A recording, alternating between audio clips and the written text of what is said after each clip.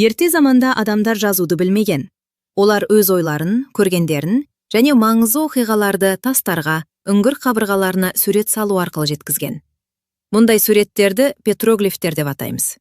Петроглифтерде аң аулау, жануарлар, адамдардың тұрмысы бейнеленген.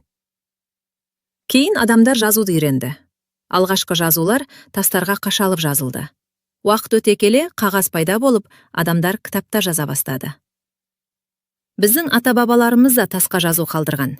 Мысалы, көне түркі жазулары тастарға қашалып жазылған. Бұл жазулар бізге тарихымызды білуге көмектеседі. Қазіргі кезде біз ақпаратты кітаптан, теледидардан, компьютерден аламыз.